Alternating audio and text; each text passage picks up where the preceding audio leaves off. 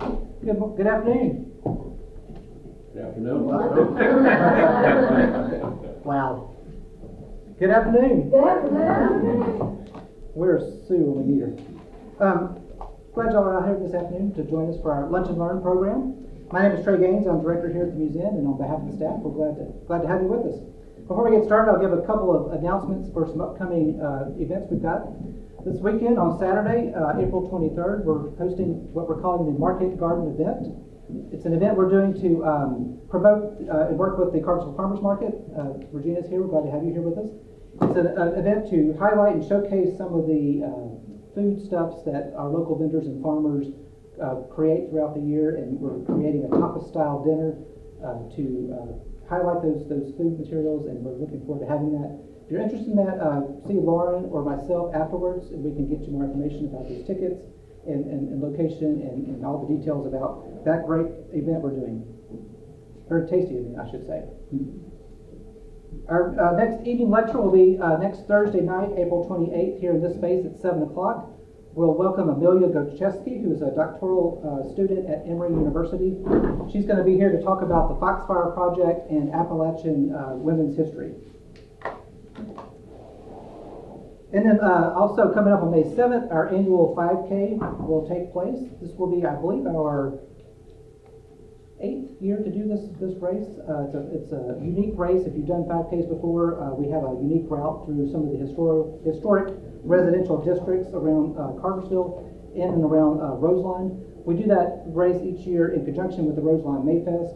So if you come out for the festival out there on the grounds of Roseline, come a little early, run our race, and then go enjoy the festival. And the proceeds from that race do go toward the operations and the educational materials and opportunities that we give out here at the museum as well as at Roseline. All right, well, without further ado, let me introduce our speakers this afternoon. We're pleased to welcome Dr. Michelle Haney and Dr. Keith Ayvar. Dr. Haney is a professor of psychology and director of the Autism Applied Behavior Analysis program at Berry College. Her current research interests include transitioning students with developmental disabilities from high school to the community, inclusive post-secondary education opportunities, and the intersection of history, culture, and current practices that support independence and self-determination for people with intellectual disabilities. She received her BA degree in psychology from Oglethorpe University, her master's and specialist degrees in school psychology from the University of Georgia, and her PhD in school psychology from Georgia State University. With her this afternoon is Dr. Keith Ayvar. Dr. Ayvar was born in Marietta but raised here in Kingston, Georgia. He graduated from Adairsville High School and earned a degree from the University of West Georgia, his master's from Virginia Tech, and a PhD from Auburn University. Previously, he was state historian in the Georgia Historic Preservation Office. He's also taught at the University of West Georgia before his current position at Auburn. He's authored 3 books and many articles on topics ranging from the American Civil War to American visionary arts environments. Keith lives in Prattville, Alabama with his wife and son. Please welcome Michelle Haney and Keith Ayvar. Thank you for joining us this afternoon. I wanted to tell you a little bit about the origins of this project. This is an interdisciplinary project, and it's sort of an ongoing, evolving work. It sort of started with an interest that I have in the history of institutionalization, of how people that are unable or deemed unable to care for themselves, how they're cared for by their communities, where they live, also, I was asked several years ago by my good friend Peter Olson to serve on the board of Hickory Log in White, Georgia. And we've got some other members that I served on the board with here today, so thank you for being here. And as I spent time there and thought about my other research projects, looking at places like the Georgia Retardation Center in Dunwoody, which is now a beautiful park. I don't know if any of you have ever been to Sandy Springs and seen it, and there's no memorial, no recognition anywhere on the grounds that for 30 years this place used to be, a large institution for people with developmental disabilities. I started to become interested in the places themselves. And as I became involved with Hickory Log, I realized that this had a fascinating history. In fact, a case study, if you will, of how communities think about, support people that seem unable to care for themselves, where they put them, and how that changes with the time, and what that says about society and policy, stigma, and some things that we're still grappling with today. Actually, I was fortunate to hook up with Keith, and actually it was really Regina who was serving on the board of Hickory Log with me, and I think friend of a friend of a friend kind of thing, and we ended up finding out that he was doing research in the same part of Georgia, same part of Bartow County, white Georgia, and thinking about issues related to poverty, and how disability and poverty can often intersect and tell similar stories. So that's kind of the origin of this, and we're sort of figuring out how we're going to continue working on this project.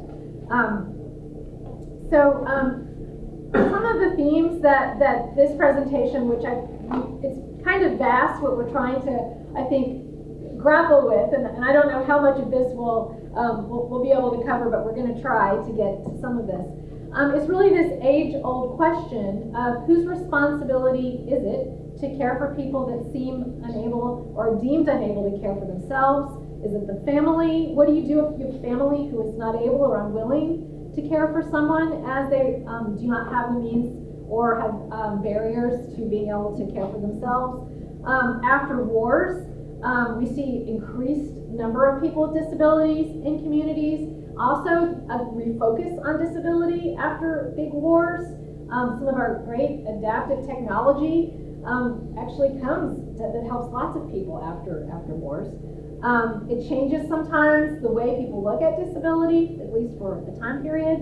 And then increasingly, this history of how institutions have developed federally funded, state funded, locally funded to address this need.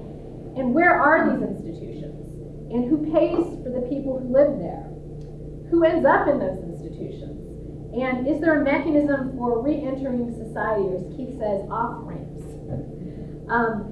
So really, this presentation is like a little micro history or case study in answering some of those questions. So what we're going to, or how we've tried to sort of organize this, is starting with the land that Hickory Log Personal Care Home now sits on in White Georgia.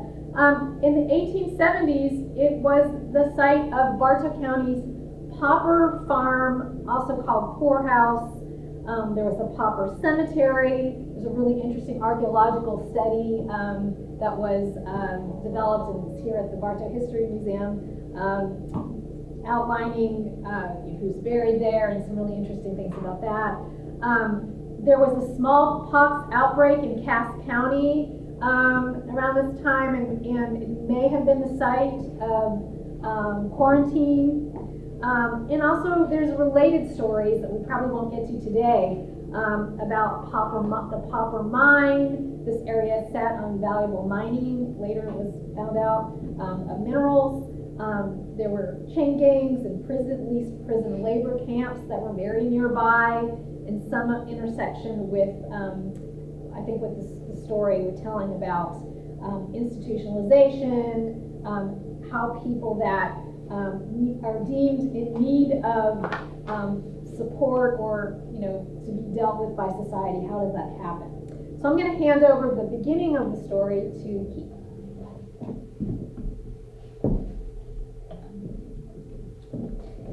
Good afternoon, everybody. So, just so most of you here know, but what we're talking about at Hickory Log is out in white. This is this locationless map here, a little off to the east of our city here in Cartersville.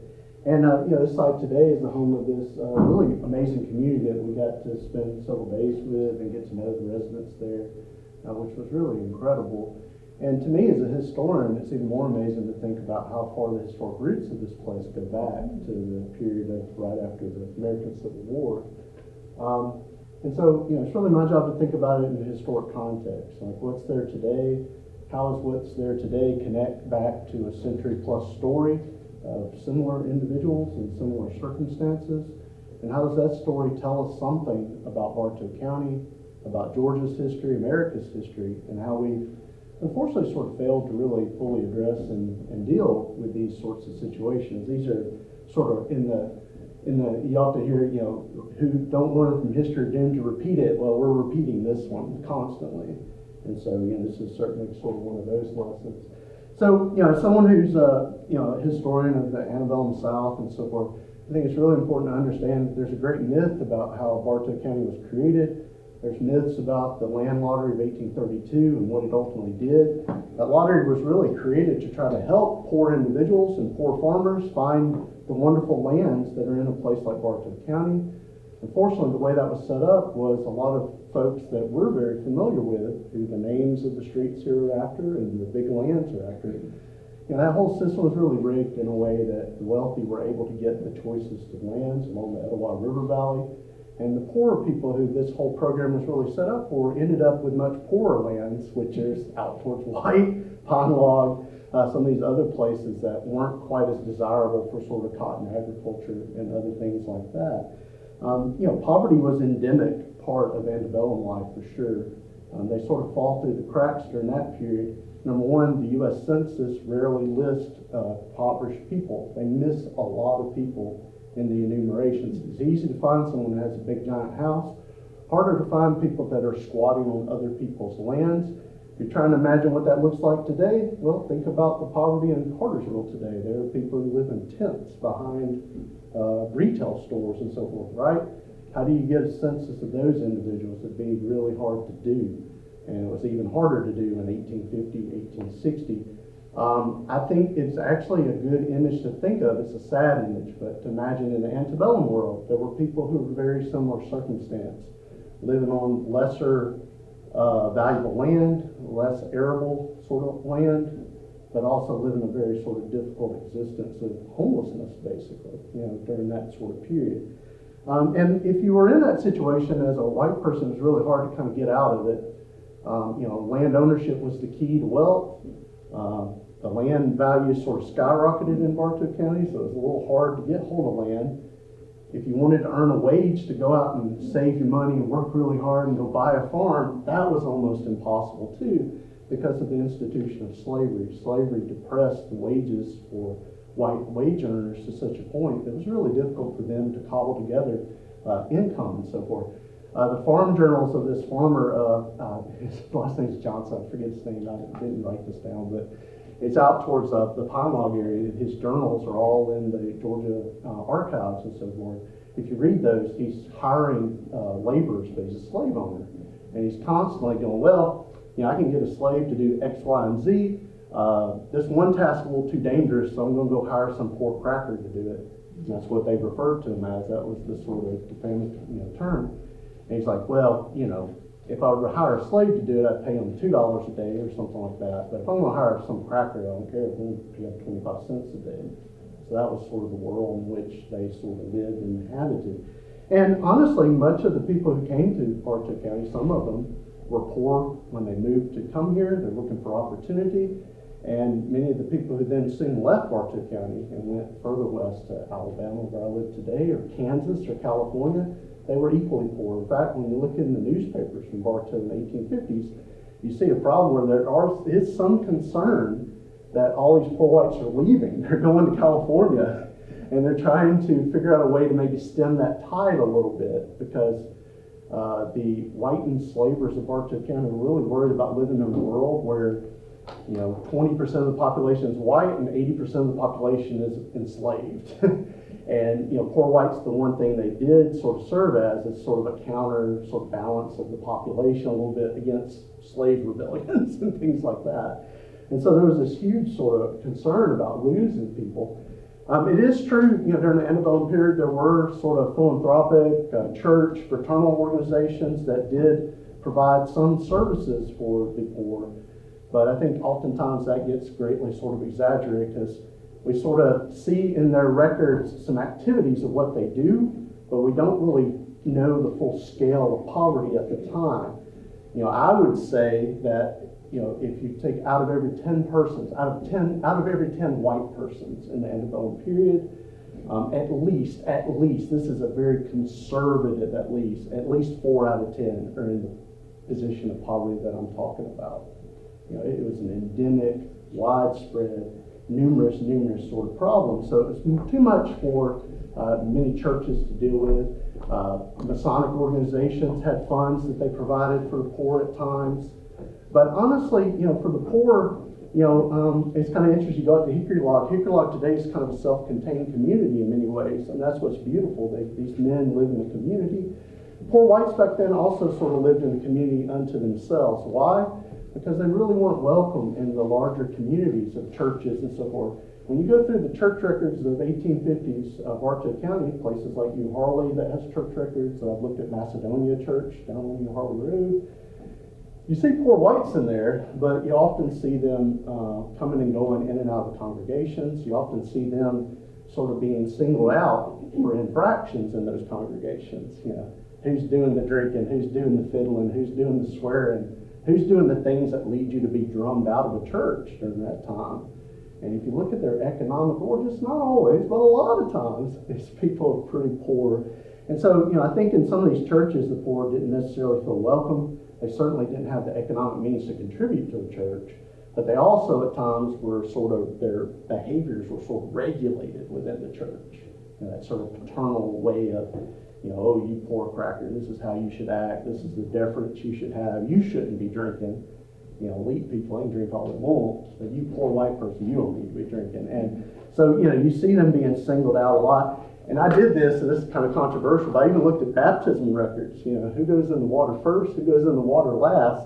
It's pretty amazing when you look at baptism records how much those ordering of doing this very sacred sort of ritual conforms to sort of wealth and class. The wealthy go in first, in these very communal spaces, and the poor and the slaves go in last. Every single time. And so, there was a world in which there was an ordering for this sort of levels of wealth, and churches and other groups certainly reinforced it. There was a tremendous amount of land squatting too during the time, much like the folks who are living in tents right now here in Cartersville.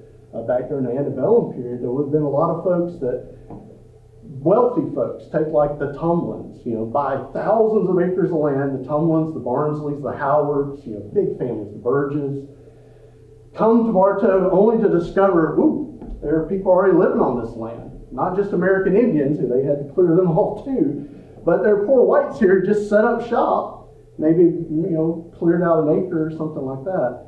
And in many cases, these squatters were either evicted or were incorporated. So, in the antebellum period, there was a system of sharecropping where, when the white landowners come, discover these poor whites living on their land, say, okay, I got an arrangement where you can stay, work for me, I'm going to get most of your crop, this, that, and that. And so, we tend to think of sharecropping, tenant farming as being a post-Civil War thing. It was very, very, very, very, very common in Bartow before that. And some of these farm journals, like Johnson's Farm Journal, reflects that. He's got a list in there of tenants. Godfrey Barnsley's records talk about his tenants and so forth. Who are these people? Do people come to Barnsley and say, I want to work your land? Yeah. Some of that Barnsley shows up and they're already there. And so, these people live a very sort of precarious position because, again, these contracts aren't exactly ironclad of agreements between individuals. Many of these poor whites can't read. They don't know how to execute contracts well. They certainly don't have judges, lawyers, the system sort of protecting them in any way. And they were sort of subject to abuse. And you see that in Barnsley's papers. I'm not picking on Godfrey Barnsley, but Barnsley evicted people all the time. You got to go. Or, certainly profited from the work that they did and performed for him. There's no doubt at all. So, this land squatting was a major sort of part of life. And honestly, anywhere you would go in sort of antebellum America, you're going to find in the sort of fringes of the land. Think about the worst land you can think of in Bartow County in terms of agricultural value. Back then, if we could get in a time machine and walk around in 1850, we'd see a lot of landless whites, squatters living in those kinds of environments. And those are the people that the census misses. The census, they're not in there a lot of times because census takers are not climbing through the swamps to go find these folks. And then on top of that, poor whites who are often referred to as crackers, refer to them as crackers. Johnson's Farm Journal refers to them as crackers. Oftentimes they just refer to as poor whites, are very much sort of distrusted within society around. Poor whites and slavery are a sort of for white enslavers, for those who sort of own slaves and manage slaves, poor whites are always a threat to slavery because they're always worried that one day a poor white's going to wake up and go, you know what, I don't like that Godfrey Barnsley guy. He doesn't treat me too well. Slave goes, you know what, I don't really like him either. He doesn't treat me too well. Hey, wait a second, we got something in common. Let's and so they were always fearful, white enslavers, of poor whites interacting too much with slaves. Anytime some slave disruption occurred, the target immediately zeroed in on poor whites, and in many cases resulted in poor whites either being lynched, there were lynchings of poor whites at times, punished or driven off, away from these interactions. And so, poor whites were sort of a threat, and they were a threat that had to be sort of carefully managed in the eyes of white enslavers, of the power folks that were here in Bartow. They were not their close buddies and friends in many cases. They were viewed as very much sort of inferior. And, my other books talk about this, in a world in which the whole society is structured on these white supremacist sort of values of white superiority and black inferiority. The example of a poor white is kind of embarrassing to white enslavers. What about these poor? Where do they come from? What's wrong with them? Why haven't they ascended into the ranks of the planter elite? I'm Godfrey Barnsley. I think I'm this great individual. What about this poor white cracker who's illiterate next to me? That speaks funny, that doesn't have a nickel to rub together. What about them? Where did they come from? And so, in this weird world, they have to construct an explanation for that. What is their backwardness? And it leads to sort of stigmatizing them, definitely stigmatizing them. And certainly the Civil War exacerbates this problem.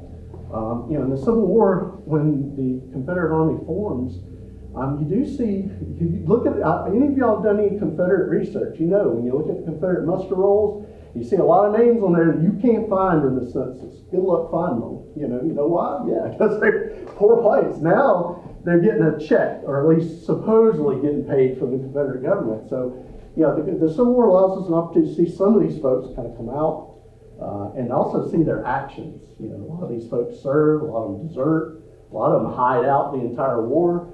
There's a portion of the war where some poor whites up in Pine Log refused to join the army, refused to be conscripted. The state of Georgia had to send a special troop up to Pine Log just to round up these folks and force them by gunpoint to go into the army. Who are those folks? Poor whites. Poor whites hiding out in caves and so forth, things like that up in that area, fighting back and so forth. Well, during the Civil War, it is an important part of our story. That's Georgia's really first moment. We think of the Confederacy as this bastion of conservative sort of value or something like that. It's really not. The Confederate government was about as a revolutionary government as you can imagine. They were seizing property, turning it into state-owned and controlled property.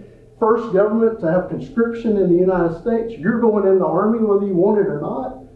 They were perfectly happy to trample upon people's individual rights to protect the Confederate government. In the process of doing that, though, they start expanding services to individuals that are impoverished. The salt taxes, which raise funds to preserve salt and provide funds. Efforts by local governments.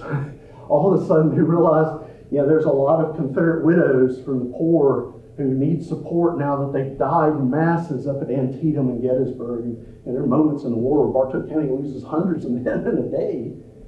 They need support and help. And that sort of carries over, into, sort of afterwards. The pauper front that we're looking at is really sort of the idea of that is sort of born during the necessity of the war and what comes, immediately after it. It's important to understand that when you look at the pauper farm and who's in it, it's a diverse sort of group of people. They're poor. they got a few options, but see a lot of men, women, elderly individuals. We didn't have a system then for elderly folks. What happens if your family dies in the war and you're in your 70s? You can't care for yourself. Well, the answer to that is let's put them in the pauper home. What happens for orphans? There are a lot of orphans created during the Civil War. They got nobody else that'll take them in. Not every family takes in orphans. Where do we send them? We'll send them to the pauper farm. What about elderly slaves who are now free people but can't work? You know, they can't work anymore. Well, send them to the pauper home. So the pauper house is a really interesting place. In a world that gets increasingly racially segregated in the decades after the Civil War, it's one of the few places you're going to find where day-to-day life you have black men and women of all ages dining with one another, interacting with one another, marrying one another unofficially, having children with one another sometimes unofficially. But because they're sort of poor, sort of labeled under this cracker sort of definition, you know, society doesn't really, that lets me talk about time, but this doesn't really spend a lot of time worrying about them, you know. And finally, you know, one of the reasons why the farm is there is you got to think about location. The land in which they sit, you know, it's kind of interesting to call it a farm. There's some expectation that this place will be self-sufficient, that these people are going to be able to farm enough to raise enough crops, take care of themselves. But they stick them on land that really, that's not going to work. Even in the best circumstance, you're going to have a hard time carving out a self-sufficient sort of life for yourselves. And so, honestly, they're kind of doomed to fail from the start in a way, you know. This constant sort of need for more resources, more attention, more something, because the sort of basic, you know, necessities are just not going to be there to create a viable life for yourself. So real quick, you know, I won't spend a lot of time on this, but the poor records are all over the county records. I mean, county government records for Bartow during the time, when they met monthly, it's like basically what would have been a county commission meeting back in those days. It was just a judge and a few commissioners. But they would always have reports, expenditures, all sorts of things related to the pauper farm. You can get names of the paupers from there. You can find out activities. You can find out who's supplying the farm, what groups are visiting the farm. You know, and they're really, really fascinating stuff. And you get a sense of, during this time too, you know, Bartow County government today is big. You know, there's a lot of employees at Bartow County then. You know, before the Civil War, there's like 2 county employees, you know. But during this period, you start to see the birth and growth of a county government and county activities and things like that. And really, these records are great for sort of sharing that. You know, there's receipts for feeding the paupers. And again, why are they having to feed them? Well, they can't achieve that self-sufficiency, so they're having to expend funds. Receipts for burying a child, so there were children out there. There were lots of pregnant women. You know, some of the most vulnerable groups in society get tossed into the pauper farm. If you had a mixed-race, illegitimate child, you got sent to the pauper farm a lot of times if you didn't take care of yourself. That was almost sort of like a prison sentence in a way out there. You know, they stuck people with smallpox out there at times to try to protect the rest of the community. They used it as a pest house. You know, that's sort of how they viewed the poor. Like, yeah, you know, we already got these poor people. Let's send the smallpox people out there. If we kill a few poor people, nobody really cares, you know. And then, you know, stuff to make it shoes. So a lot of good records. The newspapers, newspapers.com. I love newspapers.com. Go on there. There's tons of great stuff. This one here where we put there are 6 of these women under the age of 35, and all of them have little babies. See, a Negro woman, 2 children. There was a real community out there, a community of individuals who were all sort of part of sort of founding this group. And then lastly, what's its relationship to Cartersville? There were efforts to move the poor farm right smack down somewhere near town, a little bit closer than out on White, you know, to keep a better supervision on it. But that never really went anywhere. Why? Well, you don't want poor people across your courthouse lawn necessarily. It's kind of easier just to warehouse them off a few miles away and forget about them, except for the couple times a year you go out there to look at it. There were numerous women's groups, women's Christian temperance organizations, voters' leagues. You know, you're looking at the early history of women sort of voting in Bartow, going out, inspecting the poorhouse, usually raising up an outcry about its conditions, but unfortunately rarely ever launching any significant campaign to fix, you know, any of these sort of perpetual sort of problems that exist there. So I'm going to turn it over to Michelle, who she's going to have far more interesting stuff to do. Not at all. Very interesting. And we kind of already touched on this idea of farms. Why do we keep hearing pauper farm, poor farm? Just this idea of farm I found kind of interesting. I don't want to spend too much time on that, but I think it does speak to some of the issues that you know, surrounding caring for folks that seem unable or are deemed unable to care for themselves. It suggests some sort of charity or rehabilitation potentially. It also suggests a more segregated rural setting that we often find poplar farms throughout the world in settings that maybe other people don't want to live in or away from us. There actually were ugly laws in the United States and in England where people that were deemed too unpleasant to look at needed to be away from big cities. And I don't think we had those on the books necessarily here in Bartow County, but that was, that's part of our culture and history.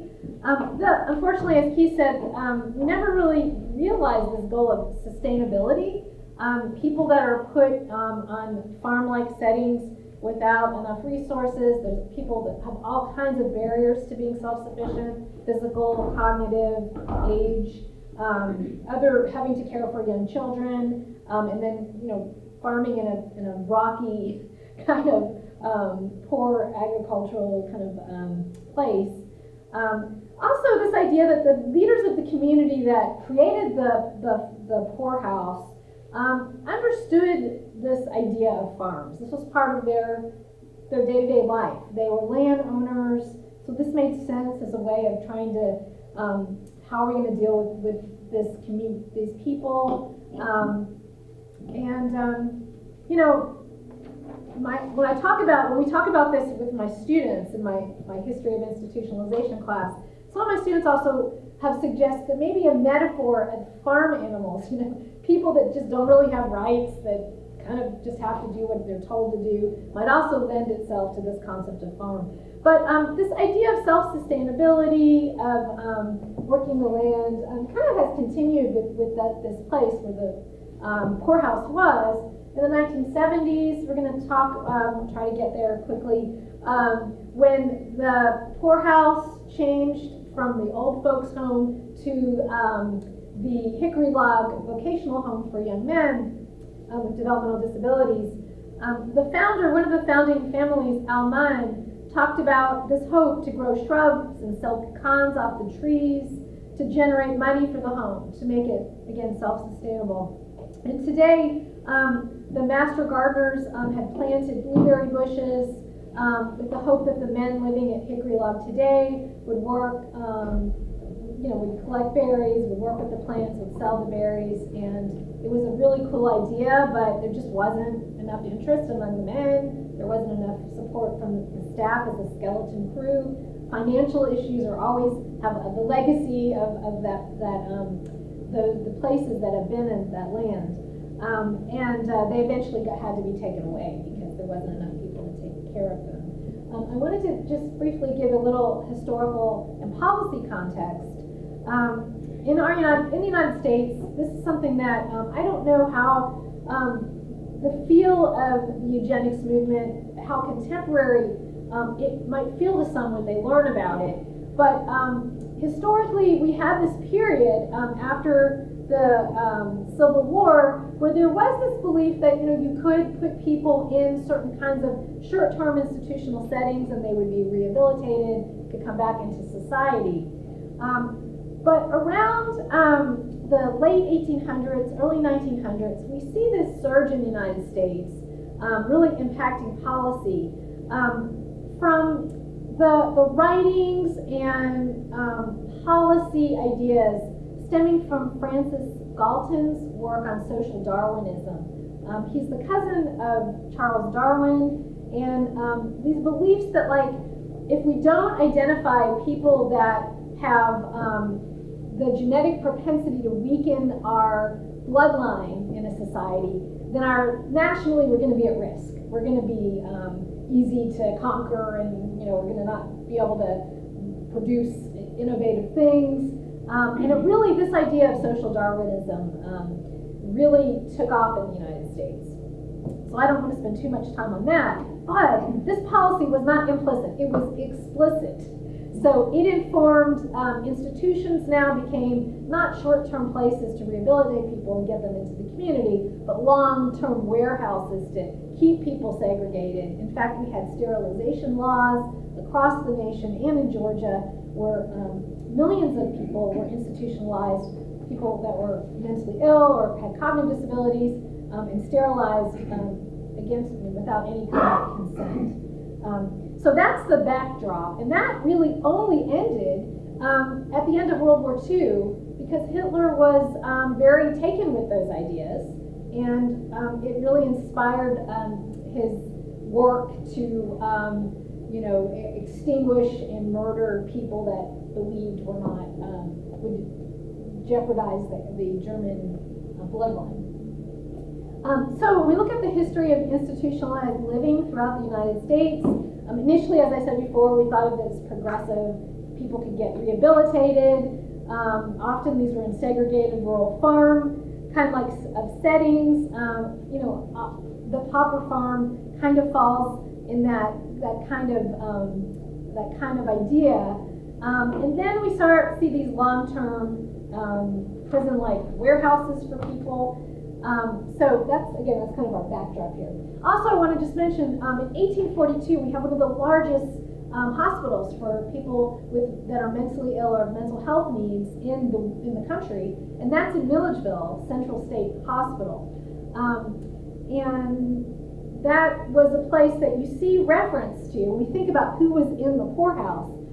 If people in the poorhouse exhibited significant mental health problems, often they would be deemed lunatic. There were these lunacy laws, and they would be sent to Central State Hospital. We also start to see that the population of people in the poorhouse change as these institutions are developed in our country. And the idea of professionals start to emerge in public health and psychology, and so we start to see special schools for people with developmental disabilities that turn into long-term institutions. So Gracewood Trading School for retarded children and mental defectives. We don't use the word retarded anymore. We use the word intellectual disability, but that was the term. Opened up another campus in Augusta, and so we just this idea of the changing population of the poorhouse.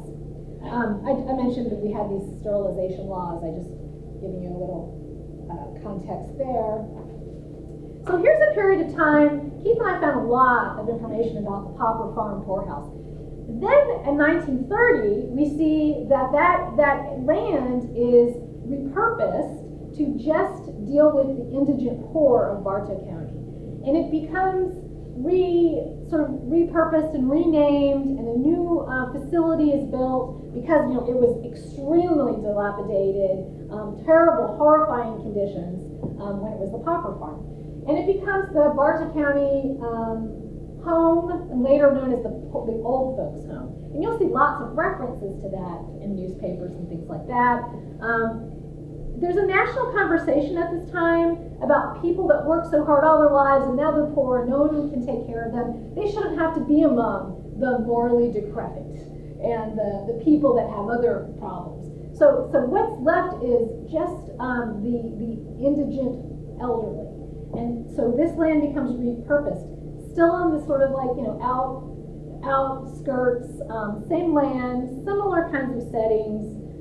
Conditions, are a little bit better, but not a lot of funding is going into this because we have the Depression, and then coming out of that becomes some social programs, Medicaid and things like that, the Social Security Act, that fund poor people in their original place. They don't have to come to a pauper's farm. So who's left, again, is the elderly. And as Medicaid starts to fund more medical-like settings, we see the poor elderly not coming to the county poorhouse and going into nursing homes. So less and less people are in these dilapidated old folks' home. That's about till 1970 it kind of exists, but it seems like less and less people are there. So as we get into the 1960s, we've got a lot of things going on. We've got Medicaid with nursing homes being funded, less people are at the county poorhouse. We also see this national movement, the civil rights movement, and the landmark case, Brown versus the Board of Education, separate is not equal. And parents of children with disabilities have been told since the 1920s and 30s that they need to institutionalize their children. Their children, they can't care for their children. They're not professionals, and that would be bad for the community and for their families to have a child with Down syndrome, for instance, stay in the home. And demanding the same for their children with cognitive disabilities. It's this intense parents advocacy movement, and similar things are happening even on the local level. So we've got the Kennedy family with J.F. Kennedy and his sister Eunice Shriver Kennedy advocating for their beloved sister Rosemary, who had an intellectual disability and was institutionalized at the time, where their family had every resource, and that was the best that they could do. They had this new treatment called a lobotomy that they botched on her, and she was this beautiful, vibrant young woman that became incredibly disabled. Eunice Shriver actually formed the Special Olympics in honor of Rosemary Kennedy. So parents are starting, and Kennedy, J.F. Kennedy, starts to really champion disability of children and inclusion in schools. So in Georgia, we start to see a local chapter of the Association for Retarded Children, ARC. We don't use that term anymore, but ARC still remains. It's just the word ARC is used.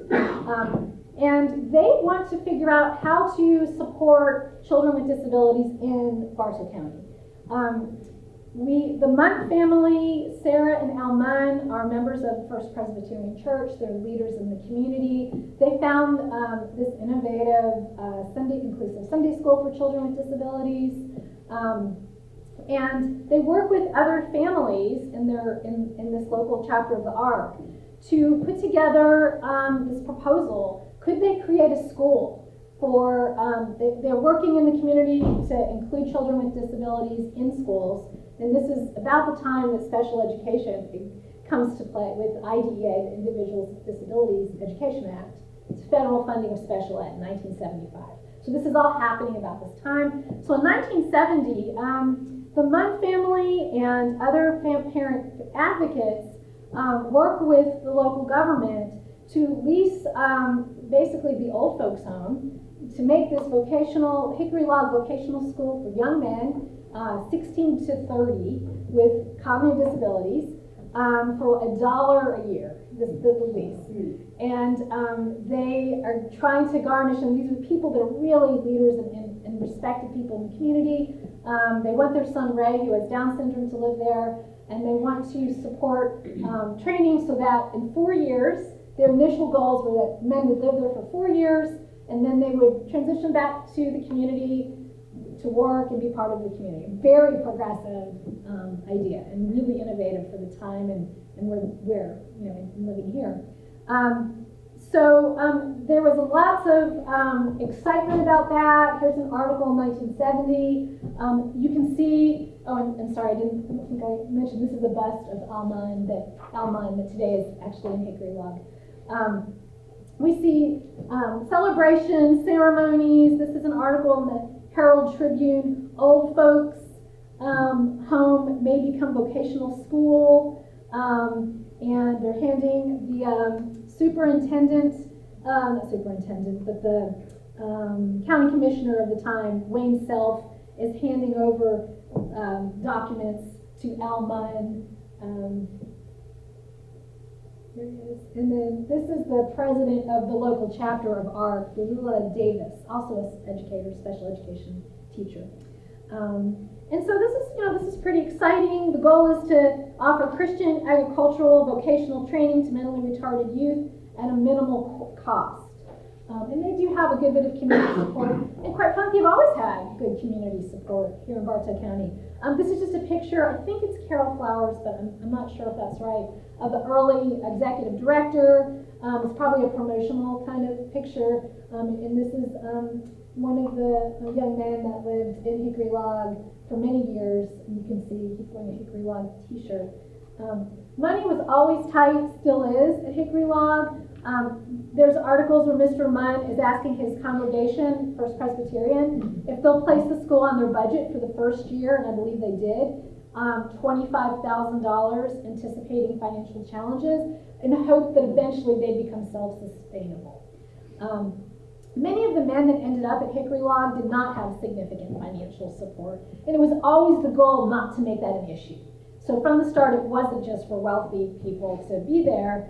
From the start, they were immigrants. So 1970, but still, there were black men with developmental disabilities, white men with developmental disabilities living together. They relied on volunteers to make repairs. They still do today. The county government still supports maintenance in many aspects of Hickory Log today. United Way is a big reason why Hickory Log is there. Just again to demonstrate the community support, the mayor of the city of White, Georgia, and Bartow County Commissioner Clarence Brown proclaimed April 1992 to be Hickory Log Vocational School Month. Hickory Log residents work, live, and pay taxes as Bartow County citizens. So, I mean, these are really nice ways of celebrating that. So the idea was that it was going to be a vocational school and that it was going to result in the transition of people with developmental disabilities into the community. And that just never really happens at places like this. So one of the big things that sort of changed in some ways is this really important court decision a lot of people don't know about. In 1995, there was a litigant, the Atlanta Legal Aid Society championed this. There were two women, Lois Curtis and Elaine Wilson, that were in Atlanta, and they were in a big institution. They had developmental disabilities and some mental health issues, and they wanted to live in the community. And psychologists, psychiatrists all their testimony that they could live in the community. They would not release them. There was no mechanism, no off-ramp, so to speak. Anyways, after many years of court settlement, this court case, finally the state of Georgia settled in this landmark Olmstead decision, which closed hospitals for people with intellectual disabilities, institutions throughout the country. So the Georgia Retardation Center closed, the center in Rome closed, and Atlanta closed, and people are supposed to be housed in non-institutional settings outside of, in the community. And they are not supposed to live in settings with more than 4 beds. So it should be like a home, a group home, not an institution. And that's where all the money went. No money for places that have 16 beds, like Hickory Log. So what happened at Hickory Log is that the men stayed. Today, Hickory Log is mostly older men. There's men in their 80s, 70s, 80s. There's really not this idea that you're going to come there and eventually leave. It's you come maybe as a young man and you stay. And so the idea, the goals of a vocational school really didn't make sense. So we see that in 2002, Hickory Log changes sort of its mission in some ways and its name and becomes, instead of a vocational school, a personal care home. It's not a nursing home because it doesn't set up like a hospital. And they cannot qualify for any state funding to support people with intellectual disabilities because it's still considered like to be an institution because of the fact that they've got more than 4 beds. So you see like lots and lots of fundraising. The board of Hickory Log is always trying to do innovative things.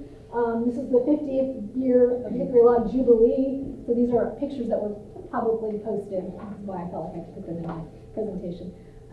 We do see lots of Bartow County government support and local support. And there's a history of all kinds of Cass high schools, service leagues come and do projects and things like that.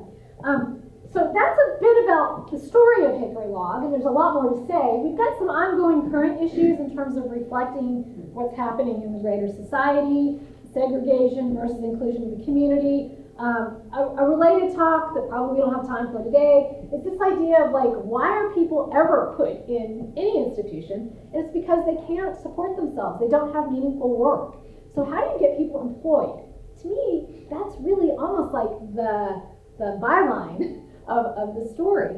And so can we find ways of getting people employed with dignity and competitive wages? Georgia is an employment first state. meaning that they've signed on with this notion that people with disabilities should first be placed in a real competitive work site and supported, and next, if that doesn't work, in more of a sheltered work kind of warehouse kind of work setting. I don't have time to talk about too much of this, but a lot of the guys at Hickory Log worked at Good Shepherd. These are places, these sheltered workshops, they served a purpose in finding opportunities for people to do something meaningful and make some money. But people with developmental disabilities are the only population in our country of adults that can work below minimum, and be paid below minimum wage. And so that's happening in these sheltered workshops. They're away from other people. And lastly, I'll just say that, there's a lot of still bias and stigma out there, and people aren't always aware of it. So I found this at Central State Hospital on their website in Milledgeville, that big mental hospital that had people with developmental disabilities, mental illness for hundreds of years. There's a little bit of a forensic unit still open, but most of it's closed. On their website, they have, Bartow History Center has a wonderful fun run coming up. Well, at Central State Hospital, they have an April Fool's Day bike ride. And just that whole idea of playing on words, fool, in a hospital that historically served people with disabilities, it's unfortunate. And I don't think people mean anything bad by it, but it's just that lack of awareness. The thriller where there's zombies that chase you out, you run through the property in Central State Hospital. So there's lots more work to be done. Eugenics policies still are kind of with us. I'll just mention this last point here, that COVID really kind of pulled the blinders off, and people are like, oh my goodness. There have always been these sort of triage decisions in times of crisis when there's limited resources. That, like for organs, for instance, organ transplants, that if you have someone who's in their 60s or 70s and not great health versus a 16-year-old with Down syndrome, the person with developmental disabilities is going to be lower on the totem pole, because the idea is their quality of life is already so poor. So that's a eugenics kind of belief. COVID, we saw the same thing with triage, respiratory, access to respiratory support, respirators. And that really helped clarify some of these really eugenic based policies that are still with us. So, well, thank you for being here today.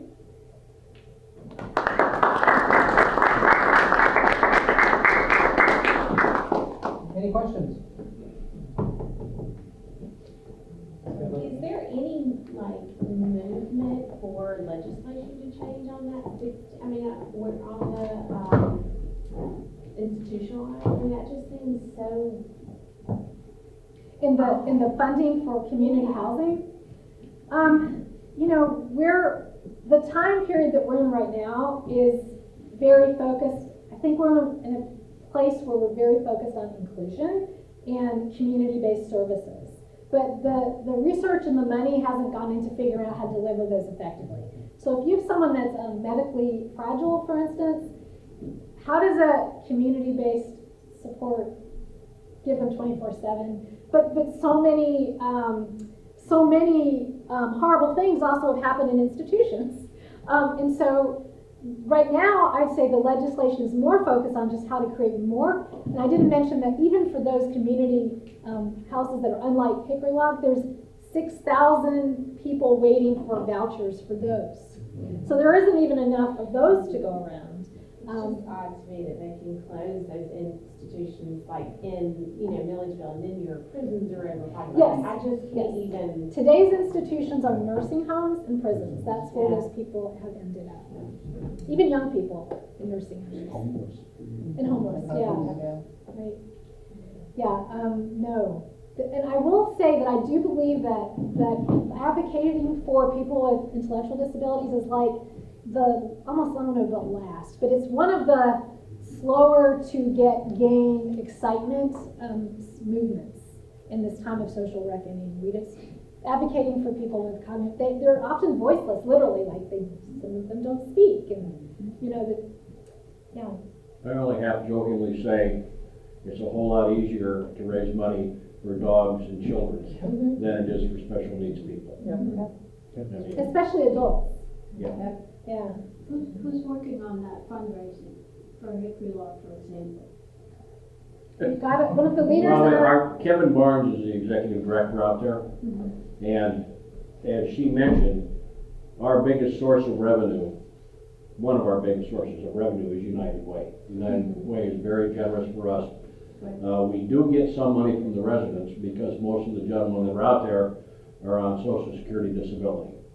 Plus they work at Good Shepherd where they get a minimal amount of income. And in addition to that, we now have, our biggest fundraiser is a fall bike ride sponsored by Anheuser-Busch. And we have a gentleman who's on the board who has been instrumental in growing that to the point where last year I think we made $65,000, which is huge for us. And our total budget out there is what, a little over $600,000. So a $65,000 fundraiser is a big fundraiser. and there's what, 17, how many men live at Hickory Law? I think we've got 18 now, and we've got beds for 23. So it's a challenge to fill the beds, as Michelle and I were talking earlier. You know, I see 5 empty beds. By the book, the cost of living at Hickory Log is $1,800 a month. So if you got 5 empty beds, that's $100,000 of revenue that we aren't getting because the beds are empty. And then you've got a situation where there's a need, but it's very difficult to match the need with getting people there. So it's a challenge. Thank you. Well, Keith and Michelle, we thank y'all for being here and sharing your story and the work you're doing to bring light to this and preserve the history of that area. I would like to invite anybody. I'll tell you, this place does not have the feel of an institution. It has more the feel of a home. It really does. And if any of you have any interest in what that home looks like, give them a call out there. They would welcome you to come out and tour the residents, get a couple of the residents to give you a tour of the facilities. The guys enjoy people coming out to communicate with them, so put forth a little effort and go see what they do. Thank y'all again. Thank you for coming out this afternoon.